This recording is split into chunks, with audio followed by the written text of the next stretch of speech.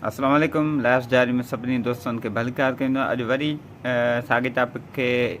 Continue कयूं था। Chapter 2 आहे फाइनेंशियल प्रोसीजर्स। हाणे उहे जेके हूंदा आहिनि पाण जी ख़ासि करे फेडरल कंसोलिडेटेड फंड हूंदा आहिनि या पब्लिक अकाउंट जेके हूंदा आहिनि उन्हनि जा कहिड़ा हूंदा आहिनि ऐं केरु उन्हनि खे सार संभाल कंदो आहे। शुरू कयूं था। आर्टिकल 78 आहे जिन सब आर्टिकल 1 चए थो all revenues received by the federal government or loans raised by that government and all moneys received by it in repayment of any loan shall form part of the consolidated fund to be known as the Federal Consolidated Fund। हाँ जेके भी revenue जेके federal government के receive थींदियूं या उहे जेके loan जेके गवर्नमेंट फेडरल गवर्नमेंट जेके रेज़ कया हुजनि या उहे कंहिंखे ॾिना हुजनि उन्हनि जे बिहाफ ते उन्हनि कुझु अहिड़ो टैक्स करे गॾु कयो हुजे रेज़ कयो हुजे या उहे जेके पैसा जेके उन्हनि ज़रिए मिलिया हुजनि जेके ख़ासि करे फेडरल गवर्नमेंट लोन इशू कंदी आहे वरी उनमें रीपेमेंट थी करे मिलंदा उन्हनि उहे जेके उन अहिड़े तरीक़े सां जेको पैसा आहिनि या उहे जेके उन्हनि खे सॼो वेंदो कंसोलिडेटेड फेडरल कंसोलिडेटेड फंड में उहे सभु रखिया वेंदा। सब आर्टिकल 2 में ऑल अदर मनीज़ या उहे जेके समूरी ॿिया जेके पैसा वग़ैरह आहिनि उन्हनि सां एम आहे received by or on behalf of the federal government जेके वरिता वञनि था फेडरल गवर्नमेंट जे ज़रिए या उन्हनि जो को इदारो आहे जीअं स्टेट बैंक आहे या अलॻि कुझु आहे उन्हनि जे तरफ़ां जेकॾहिं वापसि वरिता वञनि था बी में received by or depose with the supreme court or any other court establish under the authority of the federation shall be credited to the public accounts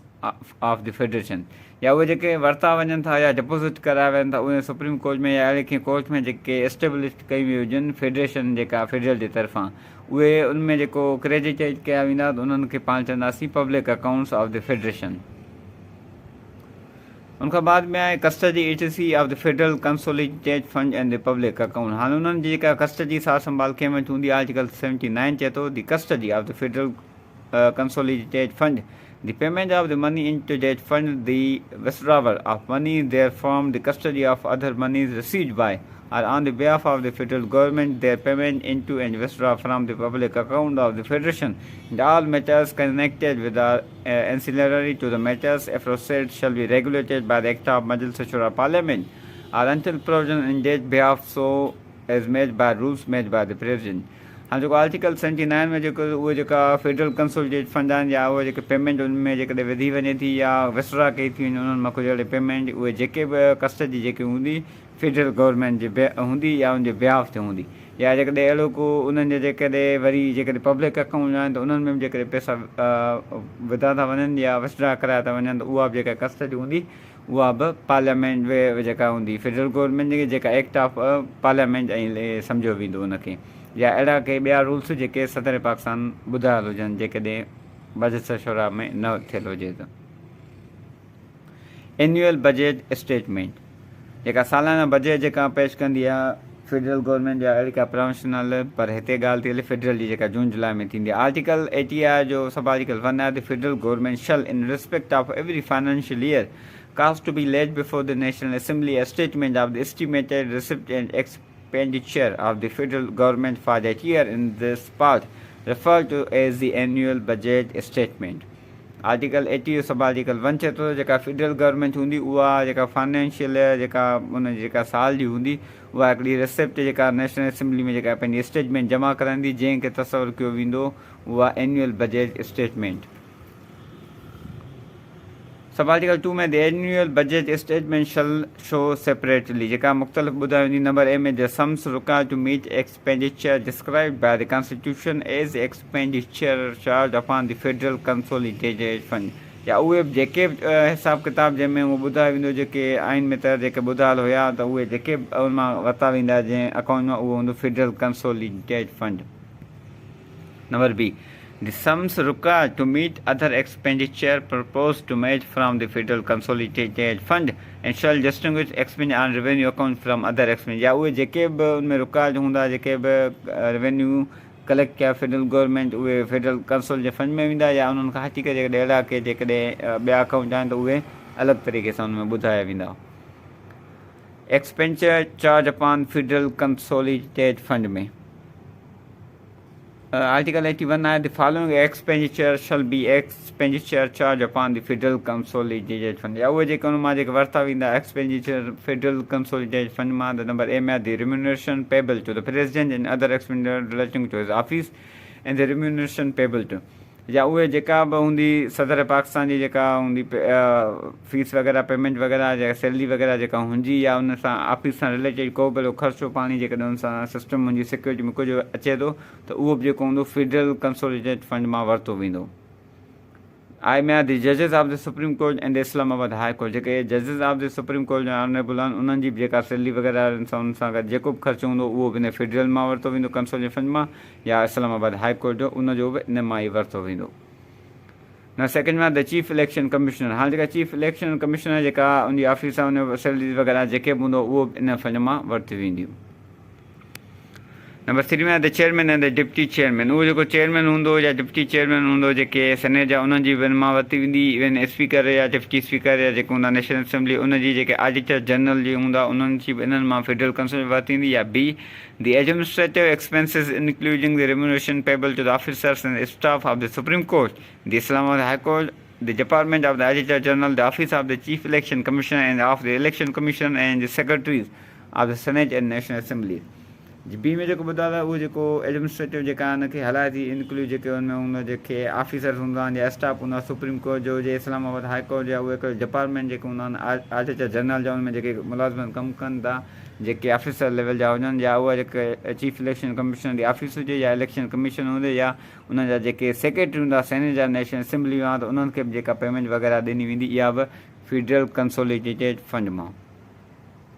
C All debt charges for which the federal government is liable, including interest, sinking fund charging, the repayment or amortization of capital and other expenditure in connection with the raising of loans and the service and the redemption of debit on the security of the federal consolidated fund. या उहे बि जेके कर्ज़ जेके federal government उन्हनि ते अहिड़ी का चार्ज वग़ैरह जेकॾहिं लाइबल आहे या उहे जेके इंट्रस्ट जेके ॾियणा आहिनि फेडरल खे या जेके रिपेमेंट करणी आहे अहिड़े लोन जेके कैपिटल में उन्हनि ख़रीद कया आहिनि पैसनि में वापसि करणा आहिनि इन कनेक्शन सां या अहिड़े लोन रेज़ करणा आहिनि या उहे जेके सर्विस में जेके ख़र्च आहे उहे कर्ज़ आहे या अहिड़ी का सिक्योरिटी फेडरल जेके हूंदियूं उहे बि फेडरल कंसोलिडेटेड फंड मां वरितियूं वेंदियूं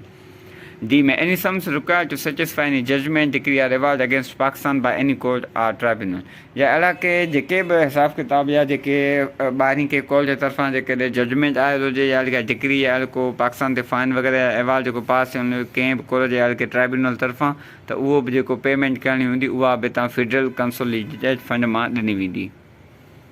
E. में any other sums declared by the Constitution or by Act of Majlis-e-Shoora Parliament to be so just या उहो अहिड़े ॿिए बि क़िस्म जा जंहिंमें आइन में ॿुधायल आहे जेको ॿुधायल आहे जेको पास कयो वियो जेको बिल जेको आइन में ॿुधायल हुजे उन मां उहे चार्ज कया वेंदा फेडरल कंसोलिडेटेड फंड मां procedure relating to annual budget statement Article 82, your sub-article 1 says so much of the annual budget statement as relates to the expenditure charged upon the federal consolidated fund may be discussed in the but shall not be submitted to the vote of the National Assembly. Article 82 sub-article जो annual budget जेका statement हूंदी आहे जेका expense जेके charge करणा हूंदा federal government मां जेका डिस्कस त कई वेंदी पर उन्हनि ते जेका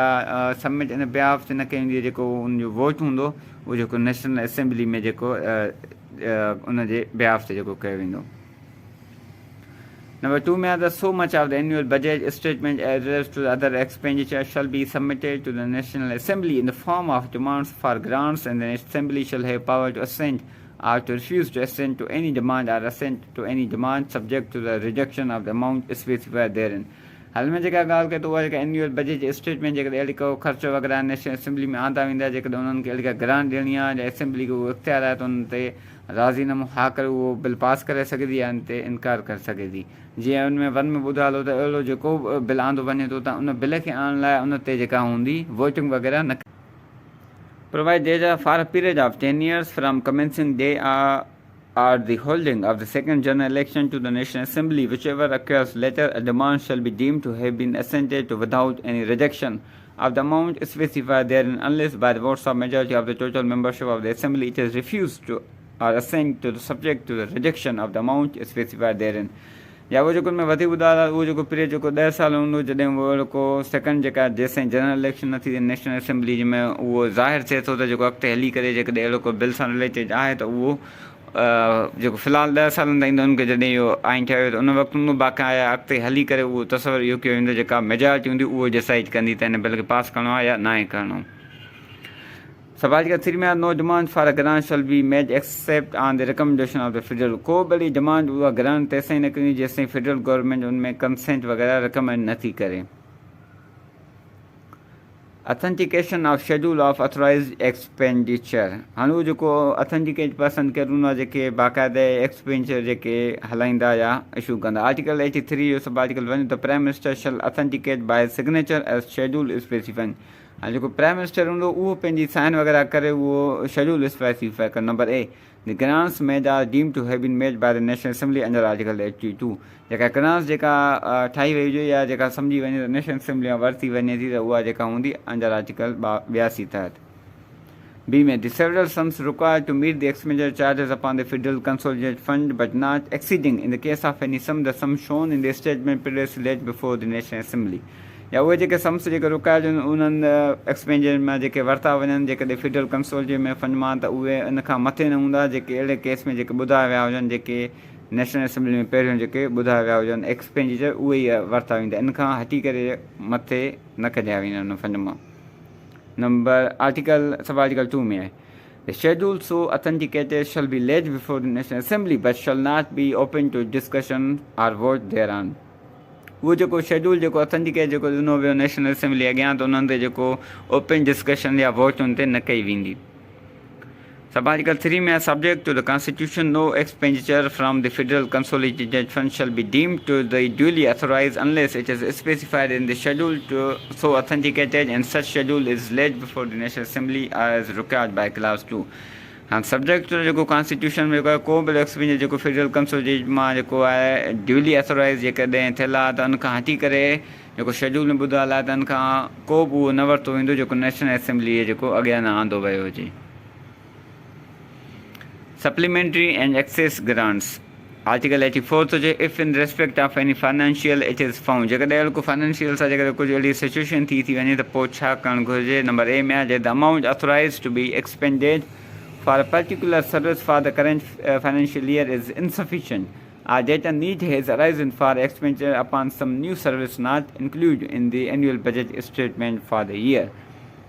हाणे जेकॾहिं उहा बजेट जेका ऑथोराइज़ कई वई हुई उनखे अहिड़े के प्रोजेक्ट खे कंप्लीट करण लाइ जेकॾहिं फाइनेंशियली जेकॾहिं उहा बजेट में जेकॾहिं उहा अमाउंट इनसफिशियंट आहे त उहा जेकॾहिं उनखे पूरो करिणो आहे त इंस्पेक्टर में जेका उन न्यू सर्विस जेका आहे एनुअल बजेट में न हुई. Number B, that any money has spent on any service during the financial in excess of the amount granted for that service for that year. या उहा जेका मनी जेका स्पेंड कई हुई अहिड़ी के फाइनेंशियल में जेका उहा अमाउंट ग्रांट में उहा कई वई हुई त उन साल जी त उनखां वधीक उनखे ग्रांट कयो वेंदो. The federal government shall have the power to authorize expenditure from the Federal Consolidated Fund whether the expenditure is charged by the Constitution upon that fund or not and shall cause to be laid before the National Assembly supplementary budget statement or as the case may be an excess budget statement setting out the amount of that expenditure and the provision of Article 80 to 83 shall apply to those statements as they apply to the annual budget statement. हाणे जेका ॻाल्हि करे थो त जेका consolidate इलाइक़े fund जेके वरिता वेंदा त उहे जेके हूंदा फेडरल गवर्नमेंट जे तरफ़ां उनजे ब्याज ते वठंदा जेके फेडरल कंसोलिडेट फंड मां कनि या अहिड़ी के बजेट में जेकॾहिं उन्हनि जो न आहे या अहिड़ो को ॿुधायल हुयो जेको 80 खां 83 ताईं जेकॾहिं उन में बजेट में न हुयो ऐं जेकॾहिं वफ़ाक़ी हुकूमत खे ख़र्चु करणा त उहे उन कंसोलिडेटेड फेडरल फंड मां खणी सघनि था. वोट ऑन अकाउंट हाणे उहो जेको वोट जेको हूंदो उन ते त जेको आर्टिकल 85 जो not standing anything content in the following provisions relating to financial matter the national assembly shall have power to make any grant in advance in respect of the estimated expenditure for a part of any financial not exceeding 4 months pending completion of the procedure prescribed in Article 82 for the voting of such grant in the authentication of the schedule of authorized expenditure in accordance with the provisions of Article 83 in relation to the expenditure. Article 85 खे जेकॾहिं summarise करे सम्झाईंदो इहो जेको ॻाल्हि करे थो त उहे जेके बि उहे मनी बिल सां रिलेटेड जेको आंदा विया हुजनि नेशनल असेंबली में त उहे जेकॾहिं 4 महीननि ताईं पहिरियां आहिनि त उहे एनी हाउ उहा नेशनल असेंबली उन ते वोट कराए उन बिल खे पास कराईंदी त जीअं अॻिते जेका चाल चलत हलाई वञे. Power to authorise expenditure when assembly stand dissolve. हाणे जेकॾहिं सपोज़ कयो नेशनल असेंबली डिज़ॉल्व थियल आहे त उहो पावर कंहिंखे हूंदो त उहे फेडरल कंसोलिडेटेड फंड मां खे वञे. आर्टिकल 86 आहे. Notwithstanding anything contained in the foregoing provisions relating to financial matters, at any time when the National Assembly stands dissolved, the federal government may authorize expenditure from the Federal Consolidated Fund in respect of the estimated expenditure for a period not exceeding 4 months in any financial year, pending completion of the procedure prescribed in Article 82 for the voting of grounds and the authentication of the schedule of authorized expenditure in accordance with the provisions of Article 83 in relation to the expenditure. Article 86 खे जेकॾहिं summarise करे सम्झाईंदो जेकॾहिं 4 महीननि ताईं assembly dissolve थियल आहे त फेडरल गवर्नमेंट खे इहो इख्तियार आहे त उहा उन फंड मां ख़र्च करे सघे थी इवन दो जी जेकॾहिं नेशनल असेंबली डिज़ॉल्व थियल आहे त. Secretaries of Majlis-e-Shura parliament article 87 जो सब आर्टिकल 1 चए थो each house shall has a separate secretariat provided nothing in this clause shall be construed as preventing the creation of post common to both houses. Article 87 जो sub article हर जेको house हूंदो पोइ चाहे उहो national assembly हुजे या चाहे सेनेट जो हर हिन जो जेको सेक्रेटरीट अलॻि हूंदी ऐं जेकॾहिं उहा चाहे त हुनजी अलॻि उहे पोस्टूं क्रिएट थी सघनि थियूं. सब आर्टिकल 2 आहे मजलिस-ए-शोरा पार्लियामेंट में by law regulate the recruitment and the condition of service of persons appointed to the secretariat staff of either houses. जेका पार्लियामेंट हूंदी अहिड़ी का कानून साज़ी कंदी जेका उन्हनि जेका सर्विस में जेके पर्सन आहिनि उन्हनि खे सेक्रेटरी जे स्टाफ खे ॿिनी हाउसनि में खणण लाइ उहो कहिड़ो रिक्रूटमेंट जा कानून साज़ी रेगुलेट कंदी ठाहींदी. सब article 3 until provision is made by Majlis-e-Shoora Parliament under clause 2 the speaker as the case may be the chairman may with the approval of the president make rules regulating the recruitment and the condition of service of persons appointed to the secretarial staff of the National Assembly or the Senate. जेको अंदर article 3 में ॻाल्हि जेसि ताईं उहो जेकॾहिं अहिड़ा के कानून आहिनि त उहो जेको स्पीकर या जेको चेयरमैन आहे सदर खां अप्रूवल वठी करे उहे जेके आहिनि अहिड़ा के शर्त शुरू लागू करे कंहिं अहिड़े के स्टाफ खे नेशनल असेंबली या सेनेट में रखे सघनि था as a secretary staff level ताईं. फाइनेंस कमिटीज़ हाणे में अचे थो आर्टिकल 88 आहे सब आर्टिकल 1 चए थो the expenditure of the national assembly and the senate with in authorise appropriated shall be controlled by the national assembly or as a case may the senate acting on the advice of its finance committee. हाणे उहो जेको expenditure हूंदा national assembly जा जेकॾहिं senate जा जेकॾहिं हूंदा विधन जेका हूंदा ऑथोराइज़ उन्हनि सां हूंदा जेके कंट्रोल कया था नेशनल असेंबली या अहिड़ो को जेकॾहिं सेनेट जो एक्टिंग जेकॾहिं एडवाइज़ करे थी फाइनेंस कमिटी जेकॾहिं हूंदी उहा उन सां. सवाल आर्टिकल 2 में आहे the finance committee shall consist of the speaker or as the case may be the chairman the minister of finance and such other members as may be elected thereto by the national assembly or as the case may be the senate. हाणे जेका finance committee जेका मुश्तमिल हूंदी उन्हनि speaker ते हूंदो या वरी चेयरमैन ते हूंदो ऐं उहे जेके मिनिस्टर हूंदा फाइनेंस या अहिड़ा के मेंबर जेके इलेक्टेड कया विया हुजनि जेके नेशनल असेंबली में या अहिड़ा का जेके सेनेट में उन्हनि ते या फाइनेंस कम्युनिटी मुश्तमिल हूंदी. सब आर्टिकल 3 द फाइनेंस कमिटी में make rules for regulating it's procedure. उहा जेका फाइनेंस कमिटी उहे पंहिंजा रूल्स वग़ैरह प्रोसीजर ठाहींदी रेगुलेट करण लाइ फाइनेंस